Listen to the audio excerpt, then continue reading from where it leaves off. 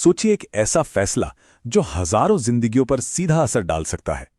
एक तरफ तो सख्त कार्रवाई की तलवार लटक रही है और दूसरी तरफ विकास के बड़े बड़े वादे हैं। यमुना एक्सप्रेसवे अथॉरिटी यानी YEDIA एक बहुत बड़ा दांव खेल रही है और आज हम इसी की परतें खोलने वाले हैं। तो ये सब शुरू होता है एक नंबर से, 7200। ये सिर्फ एक आंकड़ा नहीं है, ये इस पूरी कहानी का सेंटर पॉइंट है। और ये नंबर ये उन 7200 प्लॉट अलॉटीज का है जिनके पास अपने बकाए चुकाने का अब आखिरी मौका बचा है।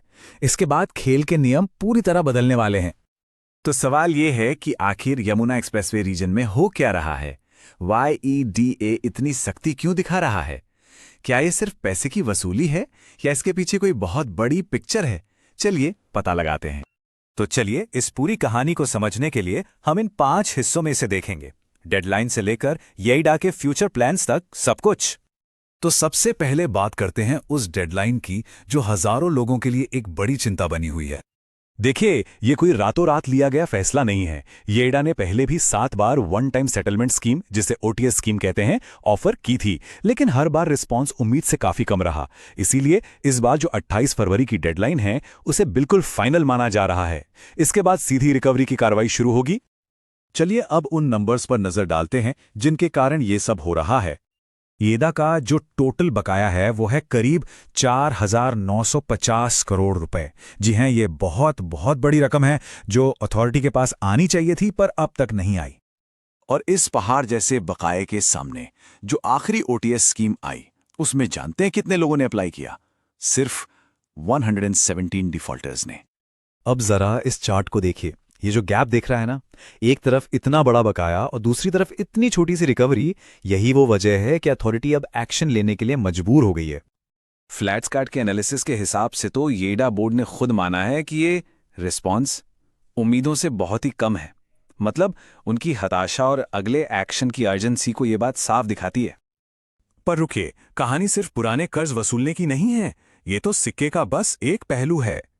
तो अब बात करते हैं उस गाजर की, मतलब वो बड़े बड़े महत्वाकांक्षी प्लान्स जिनके लिए ये सारा पैसा चाहिए। और ये पैसा जाएगा कहाँ? ये देखिए, राया हेरिटेज सिटी से लेकर टॉय पार्क और मेडिकल डिवाइस पार्क तक। येइडा का विजन इस एरिया को एक बहुत बड़े इकोनॉमिक हब में बदलने का है और उसके लिए फंड्स तो चाहिए ही। अब आते हैं इस कहानी के सबसे जरूरी पहलू पर, इसके इंसानी एंगल पर, क्योंकि इस सख्ती का असर 2 अलग अलग तरह के घर खरीदारों पर पड़ रहा है। देखिए, एक तरफ हैं वो 7200 डिफॉल्टिंग अलॉटीज जिन पर एक्शन की तलवार लटक रही है, और दूसरी तरफ करीब 6800 वो घर खरीदार हैं जिनके सालों से रुके हुए प्रोजेक्ट्स में अब थोड़ी जान आई है क्योंकि डेवलपर्स ने पैसा जमा करना शुरू कर दिया है। तो मतलब एक जरूरी बात यह है कि येइडा के इस दबाव का एक पॉजिटिव साइड इफेक्ट भी है। डेवलपर्स ने अब तक करीब 402 करोड़ रुपए जमा कर दिए हैं और इससे हजारों घर खरीदारों की उम्मीदें फिर से जग गई हैं कि शायद अब उन्हें अपना घर मिल जाएगा। तो चलिए इन सब डॉट्स को कनेक्ट करके देखते हैं कि मार्केट के लिए और इन्वेस्टर्स के लिए इसके क्या मायने हैं। अथॉरिटी के फाइनेंस पर एक छोटी सी नजर डालें तो साफ दिखता है कि उनके खर्चे तेजी से बढ़ रहे हैं। रेवेन्यू एक्सपेंडिचर तो एक साल में दुगने से भी ज्यादा हो गया है। तो जाहिर है इस बकाये की वसूली अब उनके लिए बहुत ज्यादा जरूरी हो गई है।